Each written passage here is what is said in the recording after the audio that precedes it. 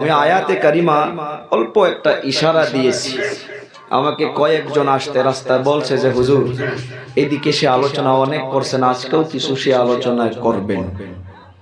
সে আলোচনা হচ্ছে সে বেমার, নামাজি ফ্যামিলিতেও পাওয়া যায়, সে বেমার ওলামায়ে কেরামদের ফ্যামিলিতেও পাওয়া যায়, হাজি ফ্যামিলিতেও পাওয়া যায়, বড় বড় টাকাওয়ালা বা গরিব সবার বাড়িতে পড়ে সেই বেমারটা পাওয়া যায়। সেটা হচ্ছে মা বাবাদের কষ্ট। এদিকে বোধহয় নাই, আছে? মা বাবা কিসের জন্য আজকে তারিখে বেশি করে দুঃখ করে, কান্না করে? টাকার জন্য না, পয়সার জন্য নয়। কেন? আমার মতো নওজওয়ানদের একটা জবানের একটা ডাক, একটা মহাব্বতের, যে একবার আব্বু বলে ডাকবে, একবার যে মহাব্বতের সাথে মাকে মা বলে ডাকবে, অনেক মা বাবা এই ডাকটার থেকে আজকের তারিখে বঞ্চিত হয়ে আছে। কথা বলবে না? এইদিকে নাই? আয়াতের দিকে লক্ষ্য করেন। দুনিয়ার মাধ্যমে ইবাদত কার হবে? আল্লাহ। কথা বলতে হয়, জানেনই আমার আলোচনায়, কার? আল্লাহ। আদেশ কার চলবে? আমার আপনার মালিককে? আল্লাহ। আমি কি, আপনি কি? গোলাম। দুনিয়ার নমুনায় দেখা যায়, কেউ যদি কারো বাড়িতে নৌকর থাকে, কিছু কর্মচারী হিসাবে থাকে, সে যদি সে মালিকের কথা না শোনে, সে মালিক তাকে ঘাত দিবে? সে মালিক তাকে রাখবে? তার মালিকের হুকুম অনুযায়ী তার জিন্দেগি যাপন করতে হবে। তো আল্লাহ আমার আপনার মালিক, সে আল্লাহ নিজেই বলতেছে যে ইবাদত হবে তো একমাত্র কার? আল্লাহ। একই আয়াতের ভিতরে, একই আয়াত শেষ করে অন্য আয়াতে নয়, একই আয়াতের ভিতরে আল্লাহ তাআলা দুটা আদেশ দিয়েছে। একই জিনিসের ভিতরে দুটা আদেশ, তাহলে এই আদেশ দুটা কত দামি হবে সেটা কি আল্লাহ তাআলা সুন্দর করে জানাচ্ছে। وَقَضَى رَبُّكَ أَلَّا تَعْبُدُوا إِلَّا إِيَّاهُ। আল্লাহ তাআলা বলেন, তোমার রবের তরফ থেকে এটা চূড়ান্ত ফয়সালা হয়েই গিয়েছে। কার তরফ থেকে? জোরে বলা যাবে না, কার? দয়াবান আল্লাহ তাআলা বলেন, ওয়াকাযা রাব্বুকা, তোমার রবের তরফ থেকে এইটাই চূড়ান্ত ফয়সালা হয়েই গিয়েছে। কি ফয়সালা? আল্লা তা'বুদু ইল্লা ইয়া, ইবাদত হবে তো একমাত্র আল্লাহ। কার হবে? আল্লাহ ব্যতীত অন্য কারো ইবাদত করা যাবে না, আল্লাহ ব্যতীত অন্য কারো উপাসনা করা যাবে না, আল্লাহ ব্যতীত অন্য কাউকে মালিক বলে মানা যাবে না। ও বাবারা, বন্ধুরা, আল্লাহ তাআলাকে বাদ দিয়া যেটা আল্লাহ করতে পারে সেটা অন্য কাউকে মনে করা, এর নামেই হইতেছে শিরক। কোরআনে কারীমের মাধ্যমে দয়াবান আল্লাহ তাআলা জানান, ওরে আমার বান্দা, শোনো শোনো শোনো, আমি আল্লাহ তাআলা চাইলে সব গুনাহকে মাফ করে দিতে পারি, সব পাপকে মাফ করে দিতে পারি। আল্লাহ তাআলা বলেন, শিরক এমন একটা গুনাহ, এমন একটা মারাত্মক পাপ, সে গুনাহ আমি আল্লাহ তওবা ছাড়া মাফ করি না। কেউ যদি তওবা ব্যতীত, তওবা ছাড়া যদি কারো ইন্তেকাল হয়ে যায়, সে বান্দার জন্য আল্লাহর জাহান্নাম ওয়াজিব হবে। কি হবে? আল্লাহর জাহান্নাম ওয়াজিব। দয়াবান আল্লাহ তাআলা বলেন, ইন্নাল্লাহা লা ইয়াগফিরু আন ইউশরাকা বিহি ওয়া ইয়াগফিরু মা দুনা যালিকা লিমান ইয়াশা। ইন্না শব্দের মানা নিশ্চয়, অবশ্যই, ইয়াকিনান। আল্লাহ তাআলা বলেন, নিশ্চয় নিশ্চয় আমি আল্লাহ চাইলে সব গুনাহ খাতাকে মাফ করে দিব, কিন্তু শিরকের গুনাহ আমি আল্লাহ তাআলা মাফ করব না। শিরকের গুনাহ আল্লাহ মাফ করবে না। আল্লাহ তাআলা আরো বলেন ওয়ামান ইউশরিক বিল্লাহি ফাকাদ হারামাল্লাহু আলাইহিল জান্নাহ। দয়াবান আল্লাহ তাআলা বলেন দুনিয়ার মাধ্যমে যারা শিরক করবা, যারা আল্লাহর সাথে কাউকে শরীক করাইয়া দিবা, আল্লাহর মতো কাউকে মনে করবা, রিজিক দেনেওয়ালা আল্লাহ, আমি আপনি বলি দোকান খেলাই আল্লাহ তাআলা, মত দেনেওয়ালা আল্লাহ, হায়াত দেনেওয়ালা আল্লাহ, সম্মান দেনেওয়ালা আল্লাহ। আমি আপনি যদি কাউকে মনে করি উনি সম্মান দিতে পারে, ইজ্জত দিতে পারে, উনি ধন দিতে পারে, দৌলত দিতে পারে, এরই নাম হইয়া গেল শিরক। আর আল্লাহ তাআলা বলতেছে শিরকের গুনাহ আমি তওবা ছাড়া মাফ করব না। হযরতে লোকমান হাকিম উনি ওনার সন্তানকে সুন্দর করে নসিহত করেছিলেন, ও আমার বাবারা শোনো, আল্লাহ তাআলা জানাইয়া দিয়েছেন কোরআনে কারীমের মাধ্যমে, যেটা নসিহত হযরতে লোকমান করেছিল। وَإِذْ قَالَ لُقْمَانُ لِابْنِهِ وَهُوَ يَعِظُهُ يَا بُنَيَّ لَا تُشْرِكْ بِاللَّهِ।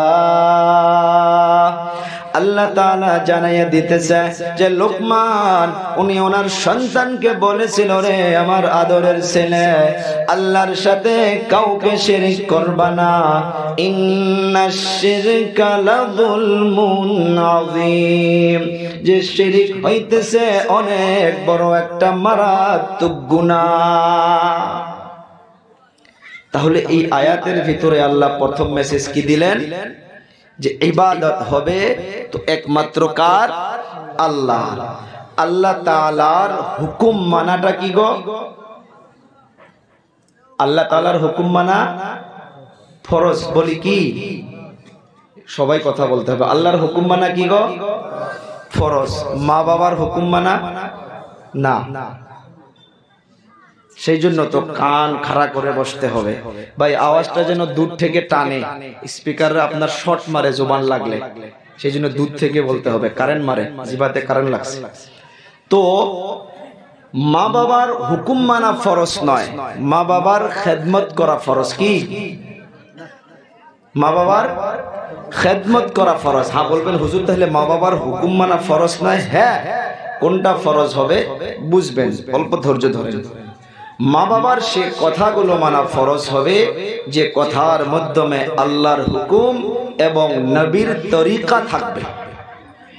যে কথার মাধ্যমে আল্লাহর হুকুম এবং নবীর তরিকা থাকবে, ওই কথাগুলো সন্তানদের জন্য মানা কি ফরজ হয়ে যাবে। আল্লাহ তাআলা জানাইয়া দিল, আল্লাহ তা'বুদু ইল্লা ইয়্যা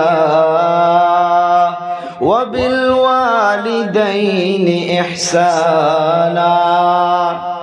আল্লাহ তাআলার ইবাদতের পর, আল্লাহকে একত্ববাদী মানার পর আমি আল্লাহ তাআলা জানাইয়া দিলাম তোমরা তোমার মা বাবার সঙ্গে ইহসান করো, মা বাবার খেদমত করো, মা বাবার সঙ্গে ভালো আচরণ করো, মা বাবার সে কথাগুলো মানবো যে কথাগুলোর মাধ্যমে আল্লাহ এবং আল্লাহর রাসূলের হুকুম পাওয়া যাবে। হযরতে আবু হুরায়রা রাদিয়াল্লাহু তাআলা আনহু উনি যখন ইসলাম কবুল করলেন, ওনার আম্মা জান ইসলাম কবুল করে নাই। আবু হুরায়রা কলেমা পড়ার জন্য আবু হুরায়রা পালাইয়া পালাইয়া নবীর দরবারে চলে যাইত। নবীর নিকটে যাওয়ার জন্য ওনার আম্মা জান বুঝতে পারল যে আমার সন্তান কলেমা পড়ে মুহাম্মদ ইবনে আব্দুল্লাহর দরবারে চলে যায়। হযরতে আবু হুরায়রার আম্মা জান আবু হুরায়রাকে ডেকে আবু হুরায়রা রাদিয়াল্লাহু তাআলা আনহুর গালের মাধ্যমে ওনার আম্মা জান থাপ্পড় মেরেছিল। আবু হুরায়রা থাপ্পড় খাওয়ার পর নবীর দরবারে চলে গেছে। নবীর নিকটে যাওয়ার পর নবীকে বলতেছে, ইয়া রাসূলুল্লাহ, ইয়া হাবিবাল্লাহ, আমি আপনার দরবারে আসি জন্য, আপনার নিকটে আসার জন্য আমার আম্মা জান আমাকে মেরেছে। আবু হুরায়রা কাকে বলছে? নবীকে বলছে। আপনার নিকটে আসার জন্য আমার আম্মা জান আমাকে মেরেছে। আবু হুরায়রা যখন বলল আমার আপনার নবী, এমন করে চেহারাটা ফিরাইয়া নিল। আবার বলে, ও হুজুর, আপনার দরবারে আসার জন্য আমার মা আমাকে মেরেছে। আমার আপনার নবী আবার চেহারাটা ফিরাইয়া নিল। তিনবারের বার বলে, ও হুজুর, আপনার নিকটে আসার জন্য আমার মা আমাকে মেরেছে। আমার আপনার নবী সাল্লাল্লাহু আলাইহি সাল্লাম আবু হুরায়রাকে বলে, রে আবু হুরায়রা, তোমার আম্মা জান তোমাকে যদি মেরেও ফেলতো, তোমার মা তোমাকে মেরেছে, এখানে আমি নবী হইয়া কোনো কিছুই বলতে পারবো না। মা কি ছিল সে সময়? ঈমান কবুল করে নাই। আবু হুরায়রা উনি ইসলাম কবুল করেছে, উনি মুমিন হয়েছে, কিন্তু মার বাধা যে না তুমি ইসলাম গ্রহণ করতে পারবা না, মা বাধা করতেছে। আবু হুরায়রা নবীকে বলল, ও হুজুর, আমি মায়ের জন্য বিচার দিতে আসি নাই। বলে, তাহলে কি বলো? ও হুজুর, আমি জান্নাতি হব, আমার মা জাহান্নামে যাবে, আমি কেমন করে কিয়ামতের ময়দানে দেখে থাকতে পারবো? আমি আপনার দরবারে চলে আসার কারণ হইল আমার মায়ের জন্য আপনি নবুয়ত ওয়ালা হাত তুলে দোয়া করে দিন। আবু হুরায়রা রাদিয়াল্লাহু তাআলা আনহু বসে আছে, আমার আপনার নবী সুন্দর করে হাত উঠাইছে, আল্লাহর দরবারে দোয়া করতেছে। যখন হাতটা তুলল, আবু হুরায়রা পাগলের মতো বাড়ির দিকে দৌড়ায়, বাড়ির দিকে দৌড়ায়। একজন সাহাবী আবু হুরায়রাকে পিছন দিক দিকে এমন করে টেনে ধরছে, ও আবু হুরায়রা, কোথায় যাও? পাগলের মতো কেন দৌড়াও? আবু হুরায়রা বলে, রে ভাই, আমাকে ছেড়ে দে, আমি বাড়িতে গিয়া দেখতে চাই আমার নবীর দোয়া আগে গিয়া বাড়িতে পাই নাকি আমি আবু হুরায়রা গিয়া আগে বাড়ি পাই। নবীর দোয়া গিয়া আগে বাড়ি পায় না আমি আবু হুরায়রা আগে গিয়া বাড়ি পাই? আবু হুরায়রা দৌড়ায় দৌড়ায় বাড়িতে গিয়া দেখে মায়ের ঘরের দরজা বন্ধ করা। বাহিরের থেকে আওয়াজ দিল, ও আম্মা জান, দরজা খুলুন। আবু হুরায়রার আম্মা জান বলে, ও বাবা দাঁড়া, আমি গোসল করতেছি রে বাবা। গোসল যখন হইয়া যাবে, গোসলটা হয়ে যাওয়ার পর আমাকে নিয়ে তোমার নবীর দরবারে চলো, আমিও কলেমা পড়ে ইসলাম গ্রহণ করে নিব। নবীর দোয়া আবু হুরায়রা বাড়িতে যাওয়ার আগে নবী পাক সাল্লাল্লাহু আলাইহি সাল্লামের দোয়া কি আগেতে বাড়ি পায়। এখানে বুঝলাম যে মায়ের কথা যদি উনি শুনতো তো আবু হুরায়রা ইসলাম কবুল করতে পারত না। আল্লাহ তাআলা জানাইয়া দিল, বিল ওয়ালিদাইনি ইহসানা। ও আমার বান্দা, ও যুবক, মা বাবার সঙ্গে ihsan করো, মা বাবার সঙ্গে ভালো আচরণ করো, ভালো ব্যবহার করো।